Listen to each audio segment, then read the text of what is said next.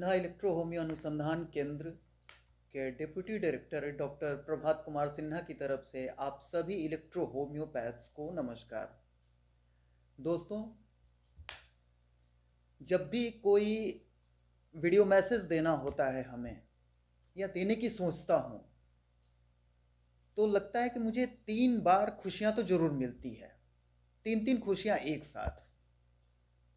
वो होती क्या है कि जितने भी हमारे इलेक्ट्रो होम्योपैथ्स के कंस्ट्रक्टिव वर्क करने वाले लोग हैं, जितने भी कंस्ट्रक्टिव वर्क कर रहे हैं, वो चाहे हमारे इलेक्ट्रो होम्योपैथ से भी हों या अदर फील्ड से भी, जो भी हमारी इस वीडियो को देखते हैं, अगर बड़े हैं तो बड़ों की तरफ से आशीर्वाद भी मिलता है, अगर हमारे समकालीन हैं तो उनके तरफ से प्यार भी मिलता है, और जो छोटे हैं, जो हमारे जूनियर भाई हैं इलेक्ट्रो होम्योपैथ्स में, उनकी तरफ से सम्मान भी मिलता है। 3 खुशियां एक साथ। तो अगर 3 खुशियां एक साथ मिले किसी काम को करने में तो वो हम क्यों ना करें। दोस्तों, ये वीडियो 2 दिन से मैं सोच रहा था कि एक वीडियो मैसेज सिन्हा इलेक्ट्रो अनुसंधान केंद्र की तरफ से जानी चाहिए, बट ऊपर वाले की प्रेरणा नहीं हो पा रही थी, क्योंकि निमित्त तो बनाना था किसी काम को करने के लिए। ठीक 2-3 दिन पहले मैंने लोकसभा में जो सदन की कार्रवाई चल रही थी उसको मैं देख रहा था। उसमें हमारे प्रधानमंत्री जी के भी कुछ स्पीचेज आ रहे थे, गुलाम नबी आज़ाद साहब के भी हमने स्पीचेज सुने हैं, और दोनों के जो स्पीच थे रियली हमारे पूरे देश की हर जनता को सुननी चाहिए थी, क्योंकि हमारे देश का जो राजा बैठा है, प्रतिनिधि जिसको हमने बना के बैठाया है, वो बोल रहा था। उसकी एक एक बातें उस राजा की बिल्कुल दिल छूने वाली थी। आप भी उस मैसेज को अगर नहीं अभी तक देखा होगा या सुना होगा तो एक बार तो जरूर सुनेंगे, क्योंकि कौन सी ऐसी बात थी जो पूरे देश की एक एक जनता को सुननी चाहिए थी। कौन सी ऐसी बात, कहीं हम चूक तो नहीं कर गए उसको सुनने में। कौन सी ऐसी बातें थी हमारे गुलाम नबी आज़ाद साहब की जिनकी बातों से हमारे प्रधानमंत्री जी के भी आंखों में आंसू आ गए। आखिर वो कौन सी बातें। आज फक्र होता है कि हमारे देश का राजा जो बैठा है, प्रधानमंत्री जी माननीय नरेंद्र भाई मोदी जी, अपने आप पे भी फक्र होता है कि हमने इस देश में किस तरह के राजा को बैठाया है उस चेयर पे। वो सक्षम है तभी बैठा है। अगर उस पूरी स्पीच को अगर हम अपने इलेक्ट्रो होम्योपैथी से कोरिलेट कराने की कोशिश करें कि आखिर उस स्पीच से और हमारी इलेक्ट्रो होम्योपैथी का क्या लेना देना है, वो हो सकता है कि राजनीतिक स्पीच हो, लेकिन वो राजनीतिक स्पीच नहीं थी दोस्तों। वो हमारे इलेक्ट्रो होम्योपैथ के लिए भी बहुत ही ज़रूरी एक मैसेज था। उस पूरे स्पीच में हमारे प्रधानमंत्री जी ने एक बात बोली कि वो गार्जियन, वो राजा जो ऊपर बैठा होता है, वो इतना कैपेबल होता है, इतना सक्षम होता है कि वो अपने नीचे जिसको जिस चीज की जरूरत होती है उसको मांगने की नौबत नहीं आने देता है जल्दी, कि तुम मांगोगे तभी मिलेगा। उन्होंने अपनी बहुत सारी योजनाओं का भी हवाला दिया, कुछ बिल का भी हवाला दिया कि हमने ऐसे ऐसे बिल लाए जिसकी कोई डिमांड नहीं हुई थी हमसे, लेकिन हमने देखा कि इस चीज की जरूरत है और हमने ला दिया। मतलब कि कहा जाता है कि हमारे परिवार में जो मुखिया होता है, हमारा जैसे हमारे गार्जियन होते हैं, हमारे पिता होते हैं, तो वो बच्चों की एक एक जरूरत को बहुत ही गौर से, बहुत ही ध्यान से देखते हैं, और उस बच्चे की मांगने से पहले उसकी जरूरत को वो पूरा कर देते हैं। जरूरत को, उसकी नीड को। उसके डिमांड को नहीं, क्योंकि हो सकता है कि हमारी डिमांड जरूरत ना हो हमारी, क्योंकि डिमांड तो हम अपने मन से करते हैं। आज हमें लगता है कि अरे यार आज मुझे ये खाने की इच्छा हो रही है, आज फास्ट फूड खानी चाहिए हमें कुछ, और हमारा गार्जियन, हमारा पिता ये सोच रहा है कि नहीं ये फास्ट फूड खाएगा तो पता नहीं इसे फूड पॉइजनिंग ना हो जाए, इसलिए वो नहीं भी देता है। इसलिए हम अपनी डिमांडों पे सिर्फ ना जाएं, क्योंकि जब हम अपने ऊपर अपने राजा को, अपने गार्जियन को जब हम बैठा है, मतलब कि वो सक्षम है, समर्थवान है, तभी हमने बैठाया है उस जगह पे, तो हमें उस पर डिपेंड भी होना पड़ता है। अब हमारी नीड पूरी भी कैसे होती है, तो हमें सिर्फ अपनी एक्टिविटी जो होती है वो दिखानी होती है कि हम जो कर रहे हैं। आज अगर हमारा पिता ये सोच रहा है कि मैं अपने बच्चे को एक बाइक दे दूं खरीद कर, तो उसे इतना कॉन्फिडेंस होना चाहिए कि जब मैं इसे बाइक दूंगा तो ये रोड पर जब चलेगा उस गाड़ी को लेके, तो पूरे ये ट्रैफिक रूल का पालन करेगा, पूरे यातायात नियम जो होते हैं उसकी ये पालन करेगा, कभी भी ये कानून नहीं तोड़ेगा, उसकी स्पीड भी जो होगी वो एक अंडर लिमिट होगी, तब जाके वो कॉन्फिडेंट के साथ कहता है कि नहीं मैं अपने बच्चे को बाइक दूं, और ये अब मेरा जो बच्चा है, मेरा लड़का है, इसके काबिल है, ले सकता है। लेकिन जिस दिन उसे पता चल गया कि नहीं ये जो इसकी इच्छा हो रही है बाइक लेने की, और जब मैं दूं इसे तो ये इसकी स्पीड भी आउट ऑफ कंट्रोल होगी, ये ट्रैफिक रूल को भी तोड़ेगा, और कल गए इसकी एक्सीडेंट होगी, और फिर मुझे रोना पड़ेगा इस चीज का कि मैंने क्यों दिया। तो एक मैच्योर्ड गार्जियन जो होता है वो हमेशा डिसीजन लेने से पहले सोचता है, और वो देखता है, क्योंकि वो फ्यूचर देख रहा है कि मैं क्या करूं, मैं दूं तो क्यों दूं इसे, और वो हमारी हर डिमांड को पूरा नहीं करता है, और हम ये कोसते हैं, हमारी अल्प बुद्धि, छोटी बुद्धि जो होती है हमारे गार्जियन को ये कोसती है कि मैंने मांगा था, उनके पास पैसे भी थे, वो समर्थवान भी था, वो चाहते तो एक पल में खरीद कर दे सकते थे, लेकिन उन्होंने मुझे नहीं दिया, जबकि मैं गाड़ी चलाना जानता हूं। तो हमारी सोच और उस गार्जियन की सोच में यही फर्क होती है। अब हम आए अपने पॉइंट की तरफ, इलेक्ट्रो होम्योपैथी। अब भी दोस्तों सबसे बड़ा मसला इलेक्ट्रो होम्योपैथी का जो चल रहा है वो रिकॉग्निशन का मसला है, मान्यता से संबंधित। हम बार बार ये कह रहे हैं कि सरकार हमें मान्यता नहीं दे रही है। हम ये भूल नहीं जा रहे हैं हमेशा, क्यों कि मांग तो रहे हैं हम सरकार से मान्यता, लेकिन सरकार भी तो हमें ये देखे कि हम उस लायक हैं कि नहीं। गवर्नमेंट ये देखे, हमें सबसे पहले कहा गया है कि फर्स्ट डिजर्व देन डिजायर, पहले योग्य बनो उसके बाद इच्छा करो। तो हमें सबसे पहले अपनी तरफ देखना होगा कि हम योग्य हुए हैं कि नहीं। अगर हम योग्य हुए हैं और सरकार सक्षम है इसके लिए, तो भी हमें मांगने की जरूरत नहीं है। फिर मांगूंगा क्यों?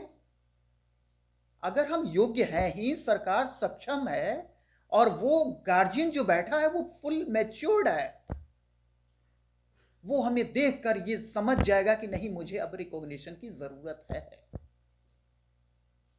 और वो देगा। क्योंकि अगर वो सक्षम नहीं होता तो हम मांगते भी नहीं। अगर हमारे पिता के पास 500 रुपए पॉकेट में न हो और मुझे पता है कि उनके पॉकेट में 500 रुपए नहीं है, तो मैं कभी भी नहीं मांगूंगा कि आप मुझे 400 या 500 रुपए भी दे दो, क्योंकि मैं जानता हूं कि उसके पास है नहीं। लेकिन अगर मुझे पता है कि नहीं हमारे पिता के पास 1000 रुपए हैं और मैं 500 रुपए मांगने के लिए सोच रहा हूं, मतलब कि वो समर्थवान है। अगर वो समर्थवान है, पिता मैच्योर्ड है, फिर भी मुझे मांगने की जरूरत नहीं होगी, क्योंकि जैसे ही उसे पता चलेगा कि मुझे 500 की जरूरत है, वो मुझे बिना मांगे भी देगा। बिन मांगे मोती मिले, मांगे मिले न भीख। बहुत ही बड़ी एक कहावत है और ये हर वक्त चरितार्थ होती है, ऐसे नहीं कि ओकेजनली, हर वक्त। हमारे देश का प्रधानमंत्री पूरी तरह से मेच्योर्ड हैं। हमारे देश में अभी जो भी बैठे हैं, हमारी हेल्थ मिनिस्ट्री पूरी तरह से मेच्योर्ड एंड पॉजिटिव है। हमारी इंटर डिपार्टमेंटल कमिटी पूरी तरह से पॉजिटिव एंड पॉजिटिव है। हर वक्त वो चाहती है कि हम दें, देने के लिए ही बैठा है वो, और हम बार बार जाकर उससे डिमांड कर रहे हैं, मुझे दे दो, जैसे लगता है कि ये मेरा राइट है। अरे दोस्तों, अगर हमारा अधिकार होता तो वो हमें मिल चुका होता। मिल जाते हैं अधिकार हमारे। आखिर क्यों आज तक हम कहते हैं कि 100 साल हुए, 150 साल हुए हमारी इलेक्ट्रो होम्योपैथी के, और अभी भी हमें मांगने की जरूरत पड़ रही है। आखिर क्यों? ऐसा क्यों हो रहा है? और जब हम मांगने जाएंगे किसी भी चीज को, जब हम मांगने जाएंगे तो सामने वाला पूछेगा ही कि क्यों, क्या करोगे इसका। फिर वो नब्ज हमारी टटोलने की कोशिश करेगा, हमारी टेस्ट लेने की कोशिश करेगा कि अगर ये हमसे कुछ मांग रहा है तो ये उसके काबिल है भी कि नहीं।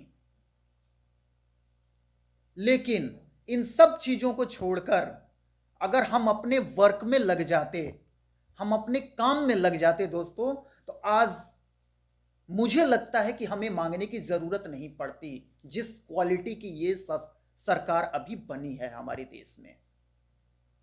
किसी को भी कुछ मांगने की जरूरत नहीं पड़ रही है, सबको मिल रहा है जिसको जो जरूरत हो रही है, सब मिल रहा है उसे। फिर हमारी इलेक्ट्रो होम्योपैथी में मांगने की जरूरत क्यों पड़ रही है किसी को? हर किसी का अपना अपना नजरिया होता है दोस्तों। मेरे नजरिए में अगर देखा जाए तो हमें इसलिए मांगने की जरूरत पड़ रही है कि आज तक हमने अपने इस सरकार को यह एहसास नहीं कराने दिया, यह एहसास होने नहीं दिया कि इलेक्ट्रो होम्योपैथी ये जो एक मेडिकल साइंस है, ये पूरी तरह से हमारी मानव जाति के लिए उपयोगी है। कितनी उपयोगी है, क्या कर सकती है, ये हमने कभी एहसास ही नहीं कराया। अगर कुछ लोगों ने किया, 2, 4, 10% लोगों ने, कहने के लिए तो हम कहते हैं कि हमारे 5 लाख डॉक्टर हैं पूरे इंडिया में। लेकिन दोस्तों, हम अपने दिल पे हाथ रखकर पूछें कि उस 5 लाख डॉक्टरों में, 5 लाख चिकित्सकों में कितने ऐसे चिकित्सक थे जिन्होंने ये एहसास कराया हो हमारे सरकार को, हमारी पब्लिक को, हमारी जनता को कि हम उसके लिए कितने उपयोगी हैं, कितने इंपॉर्टेंट हैं। हमारी इंपॉर्टेंस क्या है सोसाइटी की, सोसाइटी को हमारी कितनी जरूरत है, ये हमें एहसास कराना होगा। आज सरकार को थोड़ी सी जरूरत महसूस कराई गई है सन्ना इलेक्ट्रो होम्यो अनुसंधान केंद्र की तरफ से। इसका नतीजा भी हमारी पूरी इलेक्ट्रो होम्योपैथ्स देखती है। सिर्फ एक जगह से 5 लाख की एक यूनिट ने थोड़ा सा काम किया है, तो इसका नतीजा भी सामने नजर आ रहा है। दोस्तों, मैं सिर्फ एक चीज कहना चाहूंगा कि अगर हम फालतू की चीजों में अपना टाइम वेस्ट ना करके, ठीक है, रिसर्च, डेवलपमेंट एंड प्रमोशन तीनों पार्ट हैं हमारे, तीनों को फोकस करते हुए और सिर्फ अपने काम को टारगेट कर लें, सिर्फ अपने काम को ध्यान दें, कि हमें कुछ ऐसा करना है कि जो हमारा गार्जियन बैठा है, जो हमारे मतलब एक अथराइज्ड बॉडी बैठी है हमारे लिए, जो हमारे देने के लिए हमें बैठी है, उसको हमें यह एहसास करा दें कि नहीं, हम कितने इंपॉर्टेंट हैं उसके लिए। और ये सिर्फ हम अपने काम से कर सकते हैं, बोल के नहीं कर सकते। ये एहसास जिस दिन हमने करा दिया, सरकार तो ढूंढ रही है, क्योंकि हर सरकार चाहती है कि हम कुछ ऐसा करें जो कि लोगों के बीच में एक अपनी मिसाल बन जाए कि गवर्नमेंट ने कुछ तो किया। हर गवर्नमेंट सोचती है ऐसा। इसलिए हम कभी भी सरकार को या किसी को हम ये दोषी नहीं ठहरा सकते कि फलाने ने मेरे लिए कुछ नहीं किया, उसने मेरे लिए कुछ नहीं किया। आपने क्या किया पहले हम तो ये तो देखें, हमने क्या किया आज तक इलेक्ट्रो होम्योपैथ्स में, क्या किया? बस हम अपनी जगह पे बैठे, एक दो मरीज ठीक किए, हो गया काम। इलेक्ट्रो होम्योपैथी में इस तरह की है दोस्तों कि अगर कर दिया जाए तो लोग, कहा जाता है ना कि सोते जगते माला जपेंगे इलेक्ट्रो होम्योपैथी की। इसकी क्वालिटी कहने के लिए तो कहते हैं कि इलेक्ट्रो होम्योपैथी वर्ल्ड की इकलौती मेडिकल साइंस है। आज तक दोस्तों मंत्रालय से अपने संबंध बहुत ही मधुर रहे हैं, वो भी due to electro homeopathy. Electro homeopathy की क्वालिटी को सामने लाकर जो एक संबंध बना मिनिस्ट्री से, वो बहुत ही मधुर बना, और आज तक और आगे भी आने वाले समय में ऐसे ही रहेगा। ये रिकॉर्ड है हमेशा कि कभी भी इतने मधुर संबंध होने के बावजूद भी उस मिनिस्ट्री से कुछ भी डिमांड नहीं किया गया कि नहीं हमारे आप इलेक्ट्रोहोम्योपैथी के लिए ये कर दीजिए, कभी भी नहीं। अगर कुछ किया है सरकार ने तो उसे जरूरत महसूस हुई है कि नहीं, उसे लगा है कि नहीं ये चीज इसे दे देनी चाहिए, इसके लायक अब ये हो चुके हैं। 13 फरवरी की मीटिंग का इंफॉर्मेशन मेरे पास 13 फरवरी को 3 बजे सुबह में आई थी। वो मैंने मांगा नहीं था, आई थी। मैंने क्या कहा कि बिन मांगे मोती मिले, मांगे मिले न भीख। और उस 13 फरवरी को जो हुआ वो जग जाहिर है। मांगा कभी भी नहीं गया है दोस्तों, काम किया गया है, वर्क हुए हैं इलेक्ट्रोपैथी में। हम यही चाहते हैं कि जो 2-4% ये वर्क हुए हैं इलेक्ट्रोहोम्योपैथी में, अगर 5 लाख चिकित्सक हैं और सब जगह से अगर इस तरह के वर्क अगर होने शुरू हो जाएं, तो सरकार आपको इनवाइट करेगी दोस्तों, बुलाएगी अपने पास, बुलाएगी, वो देखेगी, बुलाएगी, पूछेगी आपसे कि आपने इतना बड़ा काम किया और हमें इंफॉर्मेशन नहीं हुई आज तक। लेकिन दोस्तों ये हमारी सबसे बड़ी एक भूल होती है। हम ये सोचते हैं कि हम कुछ कर रहे हैं और किसी को पता नहीं चल रहा है। लेकिन अभी एक चीज मैं बता दूं कि गवर्नमेंट की जो आईबी है, इंफॉर्मेशन ब्यूरो, वो इतनी स्ट्रांग है, इतनी स्ट्रांग, कहा गया है शुरू से।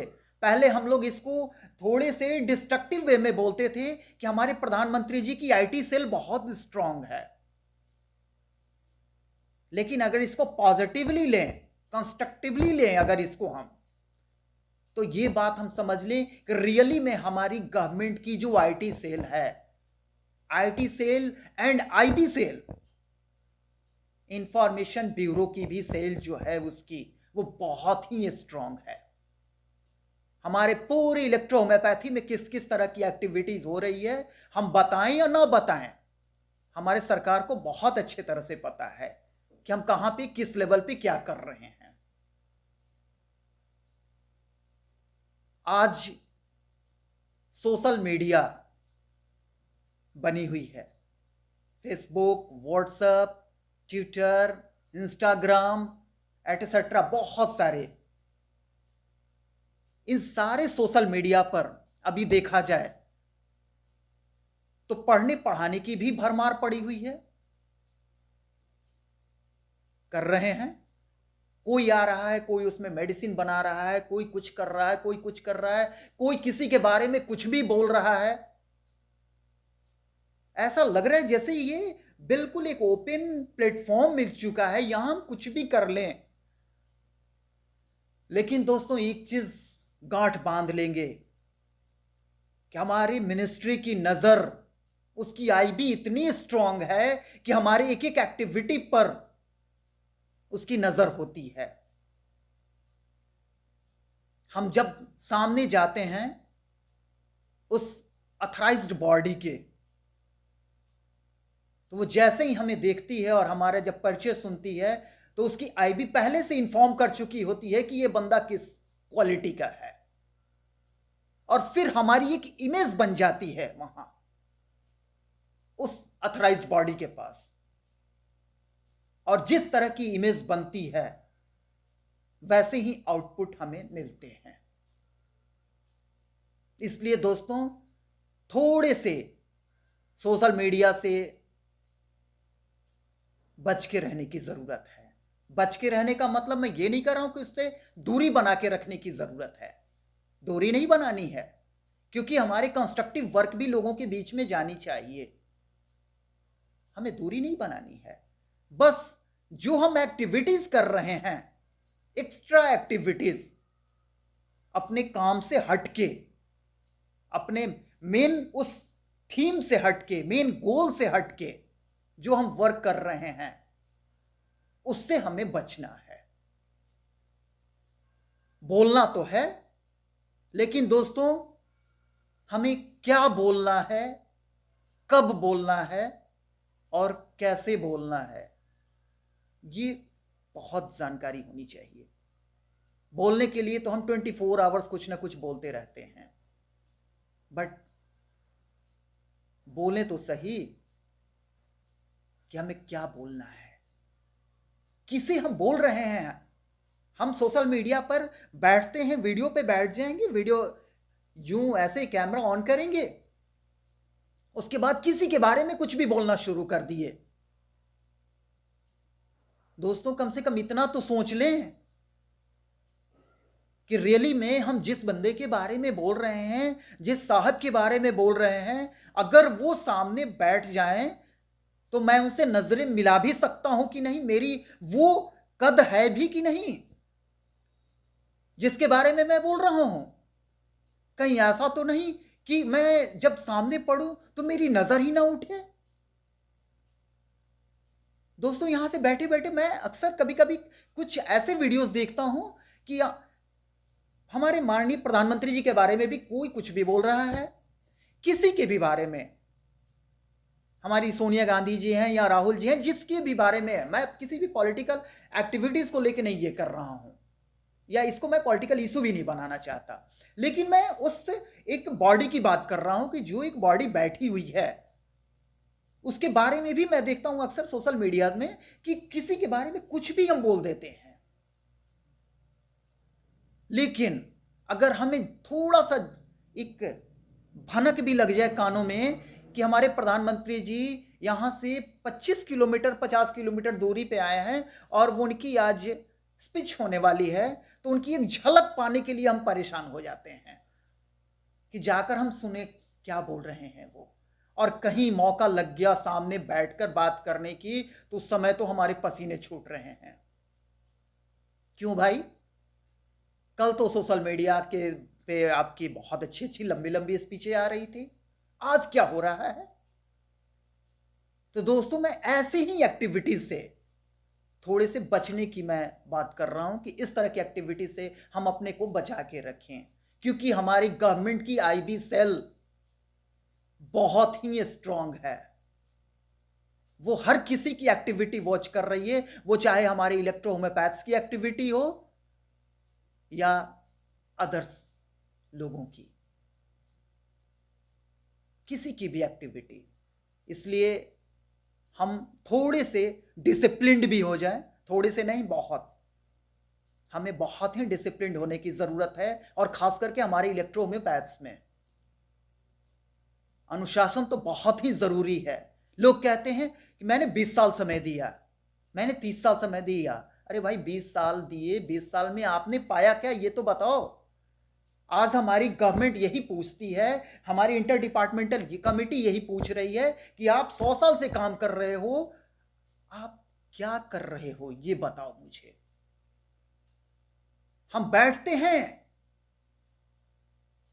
कि हमारी इलेक्ट्रो होम्योपैथ सर आज 150 सालों से काम कर रही है, 100 सालों से काम कर रही है, तो कहते हैं कि अच्छा भाई 100 सालों में आपने किया क्या है। बस हम अपनी बगले झांकने लगते हैं कि भाई बताओ 100 साल में क्या किए हो। वो उसको कह रहा है आप बताओ कि आपने क्या किया है। अरे हमारे एक एक इलेक्ट्रो होम्योपैथ्स के बंदे में ये कॉन्फिडेंट की तरह ये बातें होनी चाहिए कि अगर वो पूछा एक ऑथराइज्ड बॉडी जो बैठा हुआ है कि आपने क्या किया, तो हम बता सके कि मैंने क्या किया है। ये नौबत ही ना है कि हम बगले झांकें। अगर हम बगले झांकेंगे तो सामने वाला यही कहेगा कि यार ये तो बगल की झांक रहा है, तो ये क्यों ऐसे है कर रहा है, वो बगल वाले को बोलने देना।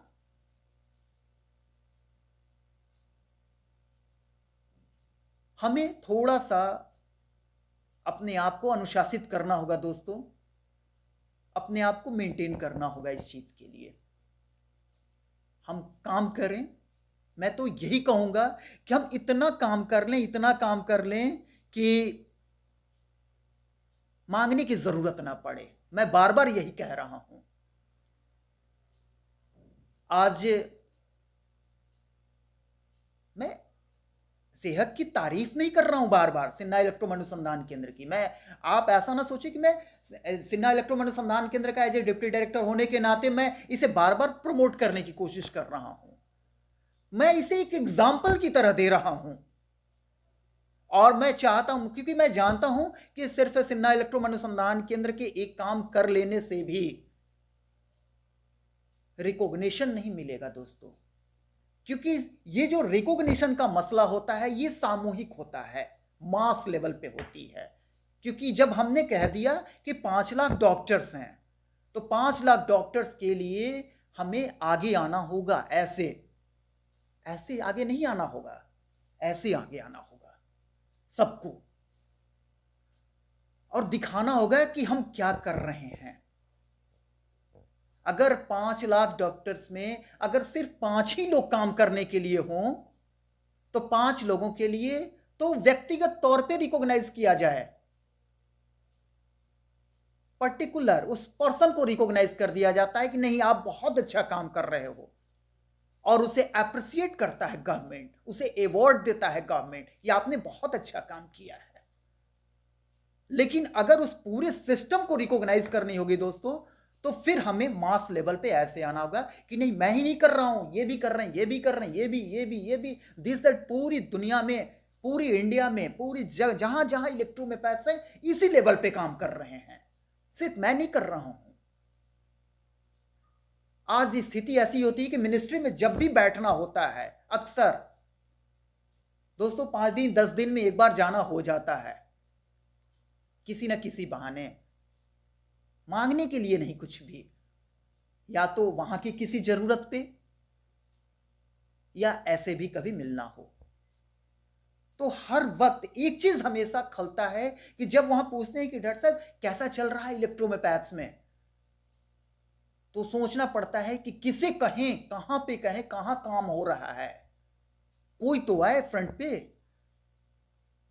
मजबूरन 13 फरवरी की जो मीटिंग थी उसको जब अकेले फेस किया गया, तो मिनिस्टर साहब ने कहा कि डॉक्टर साहब इलेक्ट्रोपैथ्स में रियली में जो क्वालिटी है, और मैं इसे आज से नहीं, आज कई एक वर्षों से, कहा जाए तो 15-20 साल से इसको मैं देख रहा हूं और जान रहा हूं आप ही के थ्रू। लेकिन जिस लेवल पे काम हो रहा है, अब तक तो शोर मच जानी चाहिए थी इस साइंस की जो क्वालिटी है। लेकिन क्यों अभी तक कहीं से आवाज क्यों नहीं आ रही है? आवाज आती है कहीं से तो कोई हमें मान्यता दे दीजिए। अरे किस चीज की मान्यता लेना हम चाहते हैं? किस चीज की? कहां हमें परेशान किया जा रहा है? आज तक मुझे नहीं लगता है कि कहीं भी इलेक्ट्रो होम्योपैथ्स हों, इलेक्ट्रो होम्योपैथी के डॉक्टर्स अगर क्वालिटी लेके बैठे हैं और उन्हें कोई भी परेशान किया हो, अगर किया है तो उसमें सबसे बड़ा कारण यह हुआ है लैक ऑफ नॉलेज, हमारी जानकारी का अभाव। सीएमओ साहब आ गए, सीएस साहब आ गए, ए क्या कर रहे हो? बस हम चेयर छोड़ के खड़े हो गए, सर हमने कुछ नहीं किया है। ये नौबत आती है। ऐसा ना हो दोस्तों। सीएस साहब के आने से पहले हमारा एटीट्यूड ऐसा होना चाहिए कि हम ही क्यों ना चले जाएं अपने सीएमओ और सीएस के पास कि सर आपके शहर में, मैं आपके जगह पे, आपके डिस्ट्रिक्ट में मैं एक क्लिनिक खोलने जा रहा हूं और मैं चाहता हूं कि आप ही के हाथों से उसका इनॉग्रेशन हो, और हमारी क्वालिटी ये है, गवर्नमेंट ने हमें इस काम के लिए परमिट किया है और हम कर रहे हैं। लेकिन ये होगा तभी दोस्तों जब हम इलेक्ट्रो होम्योपैथ्स बनेंगे। और इलेक्ट्रो होम्योपैथिक बनने के लिए दोस्तों हमें सिर्फ और सिर्फ अपने फाउंडर की तरफ, जो कहा जाता है ना कि बिल्कुल एक जो अर्जुन की निगाह थी उस मछली की आंख को देखने के लिए, हमें वही निगाह रखनी होगी दोस्तों इलेक्ट्रो होम्योपैथ्स के लिए। अगर हमें रियली में इलेक्ट्रो होम्योपैथ बनना है, इलेक्ट्रो होम्योपैथ्स, तो हमें काउंट सीजर मैटी को टारगेट करना होगा, उनकी उस थीम को टारगेट करना होगा। कहा जाता है कि किसी भी धर्म को, किसी भी मजहब को अगर जाननी हो तो उसके सदग्रंथों की स्टडी करो, उसके अनुयायियों को मत देखो, क्योंकि हो सकता है कि अनुयायी के अपने अपने विचार हों अलग अलग। लेकिन जब हम सदग्रंथों की स्टडी करेंगे तो हमें रियलिटी हर चीज की पता चलेगी, हर रियल पिक्चर सामने आएगा सिर्फ सदग्रंथों की। और उसके अलावा अगर हम सदग्रंथ जब पढ़ लेते हैं, देन हमारी ब्रेन एक मैच्योर्ड हो जाती है, एक वे मिल जाता है सोचने के लिए। उसके बाद हम किसी भी बुक्स को पढ़ेंगे तो हम उसमें ये देख लेते हैं कि नहीं, ये बुक में ये जो लाइन लिखी हुई है ये बिल्कुल हमारे उस सदग्रंथ से मिलती है, मतलब ये सही लिखी हुई है। और अगर ये बातें नहीं मिल रही है वहां से, मतलब कि ये हमारे जो महानुभाव हैं, जो हमारे इसके लेखक हैं इस किताब के, उनके ये अपने विचार हैं। तो दोस्तों अगर हमें इलेक्ट्रो होम्योपैथ ही बनना है, हमें इलेक्ट्रो होम्योपैथी करनी है, तो हमें काउंट सीजर मैटी की बातों को फोकस करना है। उनके अनुयायियों को हम बहुत ज्यादा फॉलो ना करें। उनके अनुयायी उस समय के बहुत सारे लोग थे मैटी साहब के। उनके अनुयायी आपको ग्लिडन साहब भी थे, क्रॉस भी थे, जिम्पल भी थे, और भी डॉक्टर कोहली भी थे, न जाने। क्योंकि सेंट तेरेसा के हॉस्पिटल में जब 22,000 रोगी देखे गए थे तो काउंट सीजर मैटी ने अकेले नहीं देखा था उसे पूरी अपनी टीम के साथ देखा था। टीम के लीडर थे डॉक्टर काउंट सीजर मैटी, इसलिए वो काउंट सीजर मैटी को फ्रंट पे लाया जाता है कि मैटी ने देखे थे, बट देखी थी उनकी पूरी टीम। तो पूरी टीम जो देखी थी वो मैटी के गाइडेंस पे देखी थी। उनके जितने भी फॉलोअर थे वो अपने अपने दिमाग से नहीं देखे थे वहां जाकर। आज हम क्या करते हैं कि मैटी की थ्योरी से हमें कोई लेना देना नहीं, और हम लोगों की बातों को, मैं किसी की भी, मैं अपनी भी बातें कर रहा हूं, आप मेरी भी बातें क्यों सुनेंगे? मेरी बातें तब तक ही माने कि अगर हमारी बातें, हमारी चीज, हमारी कोई भी कॉन्सेप्ट अगर उस काउंसिलर मैटी की बातों से मिल रही है, बिल्कुल टू डॉट अगर मिल रही है, देन मैं सही हूं। अगर इसमें हमने थोड़ा भी मिर्च मसाला मिलाने की कोशिश की, इसे टेस्टी बनाने की, तो समझ लें कि एक नेचुरल किसी भी फूड को अगर उसमें हम आर्टिफिशियल मसाले मिलाकर और उसे टेस्टी बनाने की कोशिश करें तो वो फूड कितना हाइजेनिक होता है, ये अच्छी तरह से हमें पता होना चाहिए, मेडिकल पॉइंट ऑफ व्यू से भी, एक डॉक्टर्स होने के नाते। तो हम इतने मेच्योर तो जरूर हो गए कि हमें मैटी की बातों में, मैटी की हर उस चीज में हमें वही टेस्ट मिलनी चाहिए, क्योंकि वो नेचुरल टेस्ट है। इसके अलावा जो भी लोग अपने मसाले मिलाकर टेस्टी बनाने की कोशिश कर रहे हैं कुछ, तो वो हाइजेनिक नहीं होगी दोस्तों। वो थोड़ी देर के लिए लगेगी तो यार टेस्टी लग रही है, खाने में स्वाद तो मजा आ गया खाकर, लेकिन वो अंदर जाकर क्या हलचल मचाएगी, ये तो जब मरीज आते हैं तब पता चलता है, उनकी हिस्ट्री लेने के बाद, कि भाई तूने क्या किया है, तो मैंने ये चीज खाया था। क्यों खाए थे? स्वाद बहुत अच्छा लग रहा था। टेस्टी, उस पे हमें नहीं जाना है। रियल भी जो होता है दोस्तों, उसका भी एक अपना एक टेस्ट होता है, वो भी टेस्टी कहलाता है।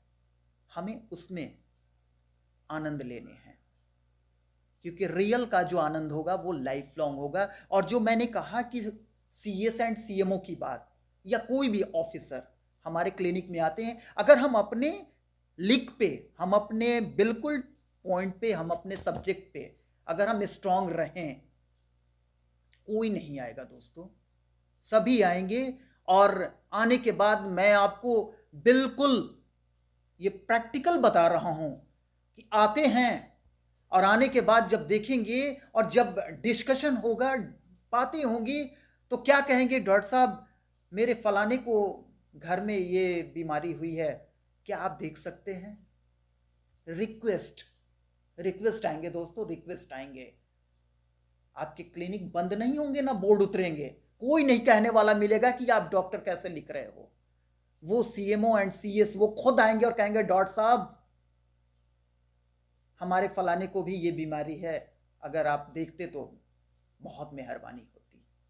उस दिन रियल रिकॉग्निशन के हम लायक बनते हैं, रियल रिकॉग्निशन के लायक।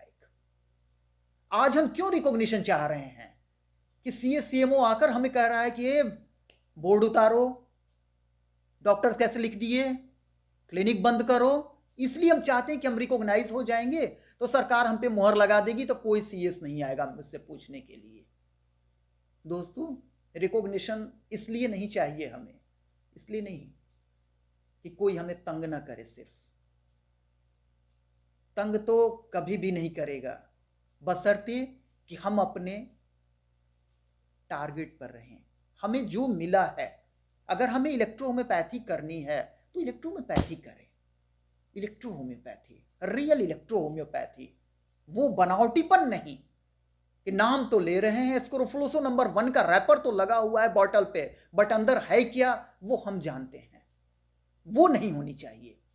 अगर एस्क्रोफ्लोसो नंबर 1 है, ये मैटी की है एस्क्रोफ्लोसो नंबर 1, तो हम बोल्डली, वो चाहे सीएस हो, सीएमओ हो, या आईडीसी हो, या जो भी दिस दैट जो भी साइंटिस्ट बैठे हो जिस लेवल पे, हम वहां उसी कॉन्फिडेंट के साथ उस S1 की बॉटल को रख सकें कि नहीं, मैं यही S1 हमारे क्लिनिक में थी और हमने यही प्रिपेयर किया था, और ये मैटी की एस्क्रोफ्लोसो नंबर 1 है, आप जाकर जांच कराकर देख लो इसे। ये होनी चाहिए दोस्तों।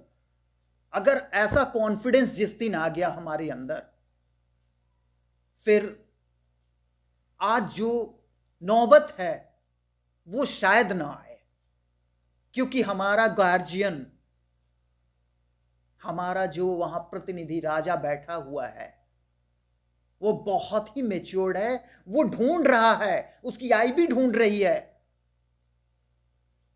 कि कहां पे क्या है उसको लाओ, सामने लाओ। भारत को विश्व गुरु बनना है, ढूंढो ढूंढो कहां से कोई चीज मिले, ऐसी चीज जो कि हमें विश्व गुरु बना दे। और हम इतने बड़ी साइंस को लेकर, इतने बड़े साइंस को लेकर आज सपोज करें, जिस लेवल पे सपोज करें सिन्हा इलेक्ट्रो अनुसंधान केंद्र एक सब्जेक्ट को लेकर काम कर रही है अभी, cancer pen and palliative care. एक यूनिक सब्जेक्ट है इलेक्ट्रोमैपैथी के लिए। ये इलेक्ट्रोमैपैथी में सबसे पहला अगर कोई टर्म यूज किया था तो सिन्हा इलेक्ट्रो अनुसंधान केंद्र ने किया था इसको। 2008 में हमारी मीटिंग डॉक्टर ऑडिट स्प्रूट के साथ हुई थी, ऑस्ट्रेलिया की पेन एंड पैलिएटिव केयर के एचओडी, और उन्होंने कहा था कि डॉक्टर प्रभात, अगर कैंसर के पेन पर सफलता आपने पा लिया तो पूरी दुनिया में पहचान बन जाएगी। और गैंग्रेनोल फोर्ट बन के तैयार थी उससे पहले। उन्होंने जब कॉन्सेप्ट देखा, बहुत बहुत बड़ी बात बोल दी उन्होंने। फिर हमने सोचा कि रियली में cancer pen and cancer hospital तो हर जगह खुल रहे थे, लेकिन नहीं, cancer pen and palliative care एक बहुत बड़ी सब्जेक्ट थी जो कि पूरी इंडिया में 2 लाख से भी ज्यादा रन कर रहे हैं। इलेक्ट्रोपैथी के अलावा किसी भी और अदर मेडिकल साइंस जो भी है, एलोपैथी को छोड़ के मॉडर्न साइंस को, किसी ने भी अभी पेन एंड पैलिएशन पर स्पेशली काम नहीं किया था। अगर कर रहे होंगे तो कुछ लोग होंगे, हो सकता है, लेकिन इलेक्ट्रोमैपैथी में सबसे पहला टर्म सिन्हा इलेक्ट्रो होम्यो अनुसंधान केंद्र ने यूज किया इसे। हमारे स्वास्थ्य मंत्री ने कहा, डॉक्टर साहब इसको हिंदी में भी लिखवाइएगा, क्योंकि बहुत सारे हमारे सेंटर का इनॉग्रेशन हेल्थ मिनिस्टर ने किया, और कहा कि इसको हिंदी में भी कैंसर दर्द निवारक केंद्र लिखवाइए, लोगों को बिल्कुल समझ में आ जाए कि यहां हो क्या रहा है। तो एक सब्जेक्ट को लेकर अगर मिनिस्ट्री में इस लेवल पे पहचान बन सकती है, तो दोस्तों इलेक्ट्रो होम्योपैथ तो पूरा समंदर है। कौन सी ऐसी बीमारी है जिस पर कि यह काम नहीं करेगा? कौन सी ऐसी? वर्ल्ड की जितनी भी इनक्यूरेबल कैटेगरी में बीमारियां रखी हुई है दोस्तों, अगर रियली में इलेक्ट्रो होम्योपैथी में अगर काम उस लेवल पे हो जाए, तो आज हमारी जो आईडीसी है, इंटर डिपार्टमेंटल कमेटी, आज जो बार बार क्लिनिकल डेटा की डिमांड कर रही है कि आप लोग क्लिनिकल डेटा ले आए, क्लिनिकल डेटा ले आए, हमारा कॉन्फिडेंस अगर उस लेवल पे चला जाए तो हम एक लैंग्वेज तो जरूर यूज कर सकते थे कि सर क्लिनिकल डेटा तो हो सकता है कि पैसों से बनाई जाए, क्योंकि आज के समय में पैसे से कौन से ऐसे पेपर हैं जो इसको प्रिपेयर नहीं किया जा सकता है। अगर आप चाहें तो मैं लाइव डेटा देने के लिए तैयार हूं, लाइव डेटा, क्योंकि इलेक्ट्रोमैपैथी में तो चाहे बीमारी कोई भी हो, रिजल्ट तो हम आधे से 1 घंटे 2 घंटे में देंगे। आप बैठें, आप चलें मेरे साथ, हॉस्पिटल चलें, क्लिनिकल ट्रायल में दे रहा हूं, क्लिनिकल डेटा दें, हम देखिए लाइव डेटा क्या हो रहा है, और आप खुद डिसाइड करें कि ये क्या करें हम। लेकिन दोस्तों उसके लिए हमें काम करना होगा, हमारा कॉन्फिडेंस तभी बढ़ेगा इस पर जब हम कुछ करें।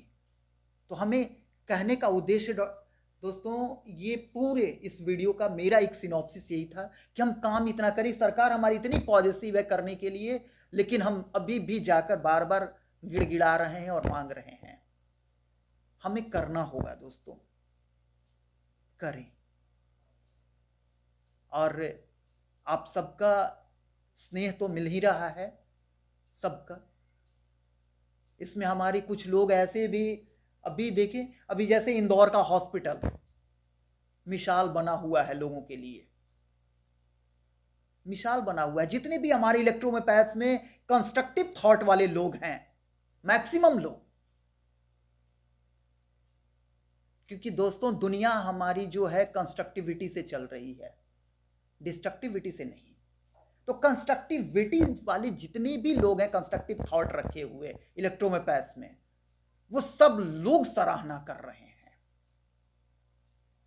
कोई ऐसा बंदा आज तक नहीं मिला जिसने कि बैड कमेंट किया हो कंस्ट्रक्टिव थॉट वाला, कोई भी नहीं। वो चाहे हमारे बड़े हों, हमारे पैरेलल हों या हमारे जूनियर हों, सबसे स्नेह मिला है, आशीर्वाद मिली है, स्नेह मिला है, प्यार मिला है, सब कुछ मिला है। बस करना है। और हम अब ने तो अब बस यही ठाना है दोस्तों कि सब लोग कर रहे हैं अपने अपने तरीके से, हम भी करें। आज हमारे साथ पांडे जी भी जुड़े, परमिंदर पांडे जी, डॉक्टर वी कुमार साहब हैं साथ में। ऐसे ऐसे करके होता क्या है दोस्तों कि जब हम काम करने चलते हैं ना कंस्ट्रक्टिव, तो कंस्ट्रक्टिव सोच वाले जितने लोग हैं, ये कितनी हाई पावर की मैग्नेटिक पावर होती है इसमें कि जब हम जिस तरह का काम करने चलते हैं वैसे वैसे लोग ऑटोमेटिक खींचे चले आते हैं, उन्हें बुलाने की जरूरत नहीं पड़ती है। और जो नहीं होते हैं वो ऑटोमेटिक रिपेल कर जाते हैं, ऑटोमेटिक, उन्हें हटाने की भी जरूरत नहीं पड़ती है। तो अभी जितने भी हमारे साथ ऑलरेडी इससे सिन्हा इलेक्ट्रो अनुसंधान के साथ लोग आ रहे हैं, परमिंदर पांडे जी की पूरी जो उनकी IHF है ना, Indian foundation, Indian electropathic foundation, IHF करके उनकी ऑर्गेनाइजेशन, उनकी पूरी टीम, सोचिए कि पूरे कंट्री लेवल पे कितनी बड़ी टीम उन्होंने इकट्ठा कर रखा है, कितनी बड़ी टीम। और वो सारे पूरी तरह से डेडिकेटेड हैं, बहुत अपने काम के प्रति डिसिप्लिन्ड हैं, अनुशासित भी हैं बहुत।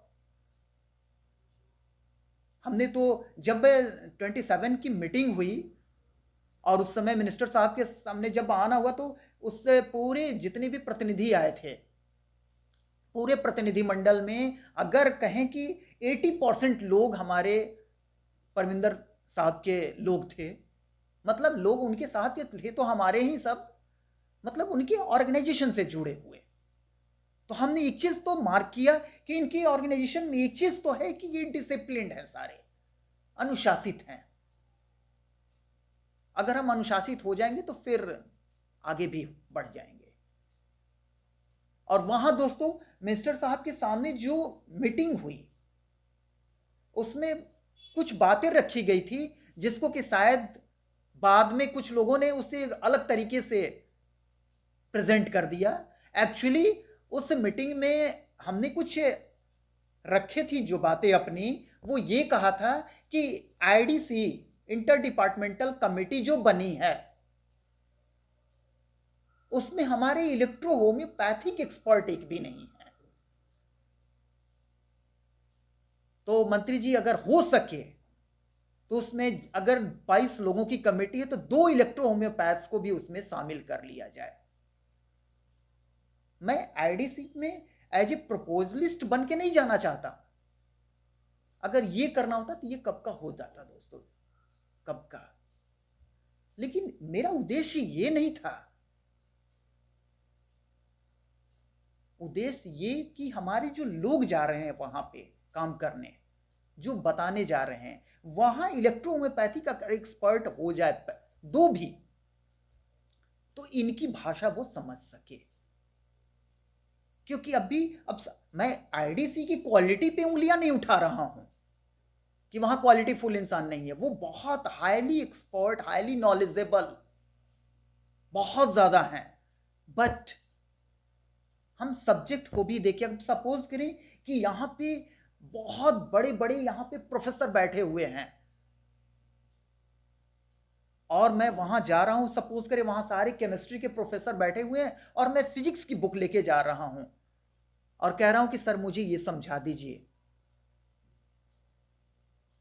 मैं सिर्फ यही कहना चाह रहा था कि हमारी साइंस जो इलेक्ट्रो होम्योपैथी है वो किस बेस पे है, उसका ग्राउंड क्या है, उसकी थीम क्या है, और हमारे जो एक्सपर्ट बैठे हुए हैं उनकी बेस, ग्राउंड और थीम क्या है, हमें थोड़ा सा इसको मैच कराना होगा। नहीं तो वो भी एक्सपर्ट, हम भी एक्सपर्ट, लेकिन हम दोनों अलग अलग फील्ड के एक्सपर्ट हैं और ना हम उनकी बातें समझ पा रहे हैं ना वो हमारी बातें समझ पा रहे हैं। आउटपुट क्या मिलेगा दोस्तों? जीरो। इसमें दोष किसका? किसी का भी नहीं। उनका भी दोष नहीं क्योंकि वो हमारे एक्सपर्ट नहीं थे, हमारा भी दोष नहीं क्योंकि हमारे वो एक्सपर्ट नहीं थे। लेकिन सिर्फ ये कह देने से हम नहीं बच जाते हैं, हमें इस लूप होल को ढूंढना होता है कि आखिर क्यों ऐसी नौबत आ रही है कि ना हम उनकी बातें समझ पा रहे हैं ना वो हमारी बातें समझ पा रहे हैं। सिर्फ एक कि जहां मैं गया हूं वहां पर एक एक्सपर्ट तो ऐसा हो जो हमारी बात को वहां पे वो समझा सके। तो दोस्तों हम 27 की मीटिंग का उद्देश्य यही रहा था हमारा, और हमारे पूरे प्रतिनिधि मंडल जो गई थी सबका उद्देश्य भी यही था। कोई वहां एज ए प्रपोजलिस्ट बन के जाने के लिए नहीं गया था। तो दोस्तों अब काम हम लोग करें, और 2 दिन 3 दिन पहले का जो हमारे प्रधानमंत्री जी का स्टेटमेंट है उसको हम लोग एक बार फिर से जरूर सुनेंगे कि गवर्नमेंट कितनी पॉजिटिव है काम करने के लिए, हमें देने के लिए बैठी है, लेकिन थोड़े से हमें डिजर्व की जरूरत है। हमारे अंदर डिजर्विंग कैपेसिटी लानी होगी, हमें करना होगा दोस्तों, इसके अलावा कोई उपाय नहीं है। और रियल इलेक्ट्रोहोम्योपैथी अपनी अपनी मर्जी से नहीं, ये सोशल मीडिया वाली नहीं स्थिति कि कोई कुछ कह रहा है कोई कुछ कह रहा है। कोई इलेक्ट्रोहोम्योपैथी एलिफेंट को बोला जाता है, कोई कह रहा है इलेक्ट्रोहोम्योपैथी यार ईगल को बोला जाता है, दोनों ई से ही लिखे जा रहे हैं। ऐसा नहीं, इलेक्ट्रो मतलब इलेक्ट्रो जिसको कहा जाता है हम उसी को कहें, अपनी अपनी मर्जी नहीं। ये मैटी की मर्जी से साइंस आई है और उन्हीं की मर्जी से चलने वाली है, ना हमारी मर्जी ना आपकी मर्जी ना इनकी ना उनकी, किसी की भी नहीं। इसलिए हमें फोकस वो अर्जुन वाली बिल्कुल करनी होगी, और दिन सफलता तो कदम चूमेगी दोस्तों, और इसका स्वाद बहुत अच्छे से चखा गया है। इसलिए मैं आप लोग को कह रहा हूं एक मशवरे के रूप में, बाकी हम सब लगे हुए हैं अपने अपने तरीके से। आप सभी को सत साई।